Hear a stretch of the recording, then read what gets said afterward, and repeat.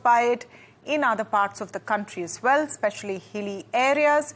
We have seen this happening many years in a row as well. Now, Mr. Kant had a piece in a newspaper, a column recently, and that caught my eye, which is why I was very keen to speak to you. Thank you so much, Mr. Kant, for giving us time on NDTV Profit. And I'm actually going to begin with what you ended your piece with, where you say the Wayanad tragedy is a stark reminder of the delicate balance between nature and human activity. It's something which seems very profound and obvious, but something we seem to be forgetting. I want to understand from your perspective where we've gone wrong.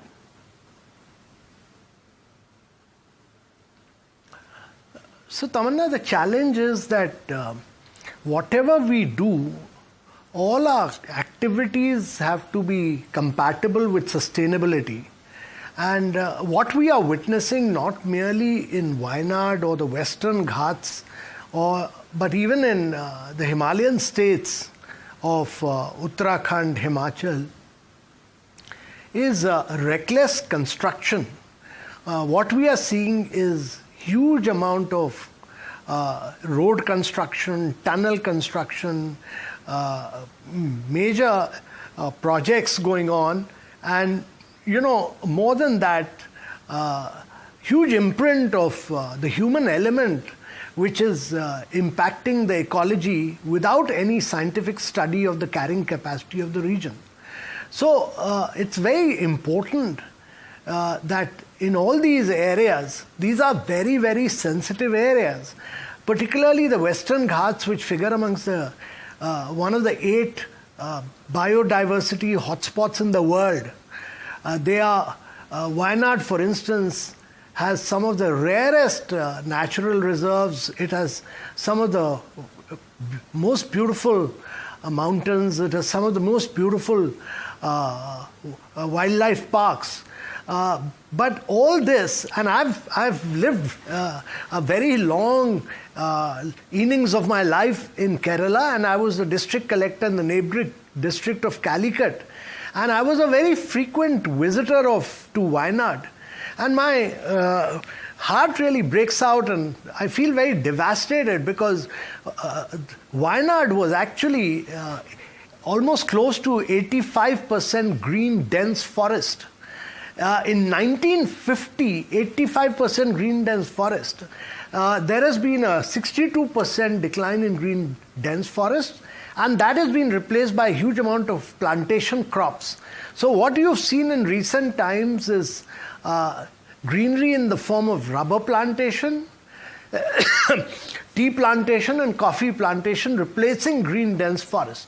Yeah. So you've seen a 62% decline in green dense forest, but an 1800% increase in plantation crops. Now, plantation crops are not able to keep the soil firm enough, and the soil gets very badly degraded. And therefore, you are seeing when flash floods happen and you see huge amount of construction taking place, they have very, very adverse impact on the region, and that is what is happening in Wayanad.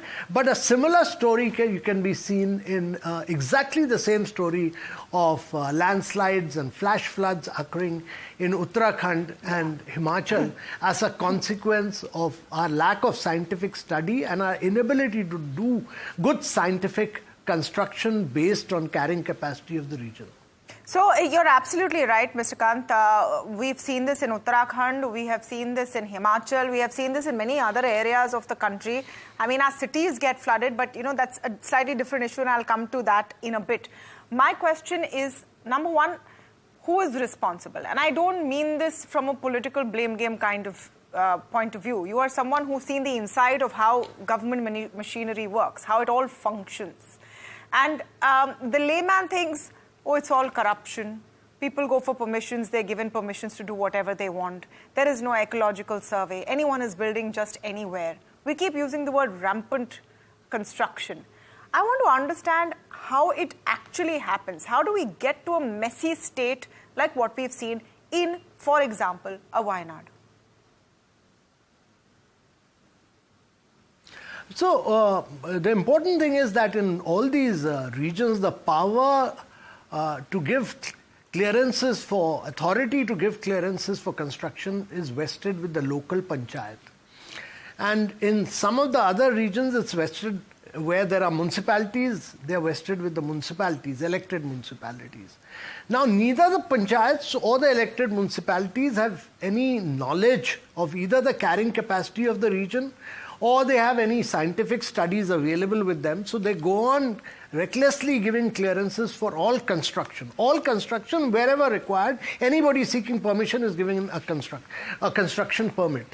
And therefore, what you are witnessing in some of the most sensitive areas of Uttarakhand, what you are seeing in some of the most hilly areas of Himachal, and in Uttarakhand, permission being given away freely to anybody seeking permission without any form of study of carrying capacity. So, firstly, my belief is that in many of these regions which are ecologically sensitive, the power and the authority to give construction clearances and permits on hilly slopes, on very sensitive regions, etc., where the degree of slope is more than 20 degrees, and in all ecologically sensitive areas, actually must be taken away from the panchayats and the municipalities, and that clearance should be vested in a committee which has the knowledge and the power, either at the state or the central government, which has a broader perspective of sustainable development of the region. So firstly, take out the authority, the power to give clearances for construction wild. And secondly, I think the government of India must commission a carrying capacity study of these regions. Now, what Wayanad has seen is that suddenly it became popular for tourism purposes, and what we have seen is a mushrooming of over 400 resorts in the region. Everybody who had resources started constructing a tourism resort in that region. Now, I'm totally against any kind of mass tourism in the hilly states of India. The more we do this, the mass tourism has huge adverse impact in terms of reckless construction, but it also has a huge impact in terms of invasion of culture, invasion of on local ethos, etc. And I'm a great believer that on all these areas, we need to promote high value tourism so that in these regions we have fewer tourists but high value tourists and good quality tourists, so that the unit value realization from tourism in these regions is much higher, and we are able to ensure that the tourists we get are people who give back to the destination in terms of relishing it in a better manner, and rather than treating it as a picnic party occasion. Mr. Kant, someone listening this might turn around and say, but what about the local economy? What about the kind of jobs tourism provides and how it gives opportunity? Yeah, so local economy, my experience of Kerala, and I took Kerala when I became secretary. I believed that it should not be mass tourism, and we took Kerala from a $20 a night destination to a $500 a night destination. And when you take a destination on a high value growth up the value chain, you create many more jobs. So Kerala actually ended up creating many, many more jobs in the backwaters of Kerala by going back to its roots, to its traditional architecture, its traditional martial art, its traditional cultural art forms. So when you are doing sensitive, high-value tourism, your ability to create jobs is much greater. Your ability to earn for the states is much more than getting large number of tourists who are paying $10, $15 a night, rather than getting fewer tourists who are capable of paying you $500 a night. Okay. So we talked about what is the cause, and you said rampant permissions given by local bodies is some part of the cause. Let me ask you now about the solution, Mr. Kant, because this will keep happening again. Maybe not in Wayanad, maybe in some other area. No, so I'm very clear. I'm very clear about that. I'm very clear about this, that these, based on the Gadgil Committee report, these areas should be declared as ecologically sensitive areas, not merely in terms of draft notification, but the final notification should be issued, that the power to give clearances for construction should be banned, and by the local authorities. If any clearance needs to be given, it should be based on scientific studies and should be actually cleared at the Government of India level in these regions. These are very sensitive areas to be left to the local panchayats.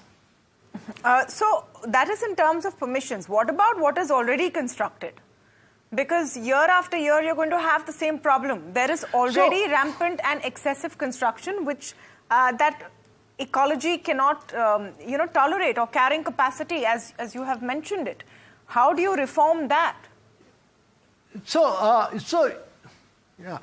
Tamanna, to my mind, we need to do a lot of more reforestation in these areas.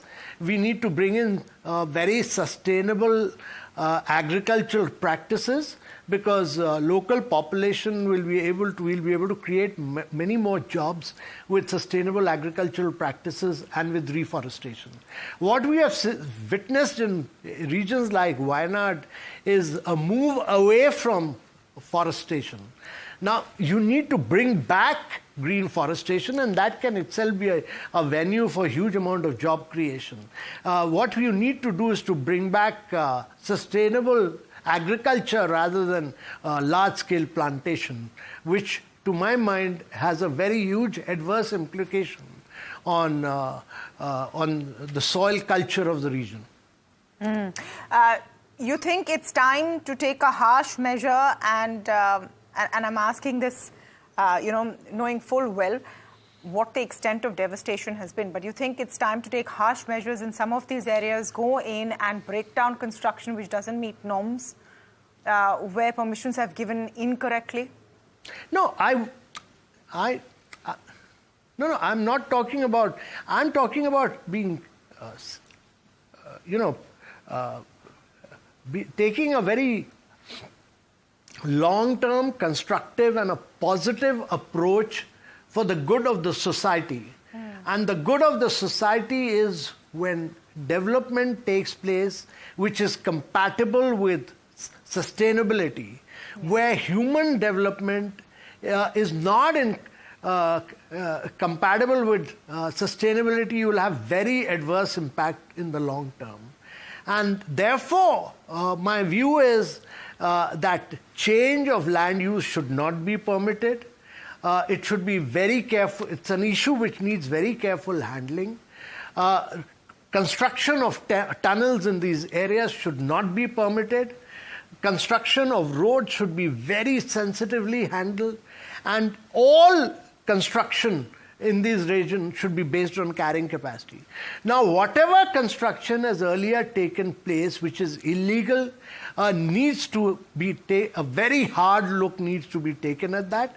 Wherever illegal construction has been done already, states need to take very firm action. But please do not do this construction on the slopes of river beds. What is happening in many of these areas is where water bodies are flowing, where river beds are there. You are doing construction on the river bed, so you're not allowing the flow of river.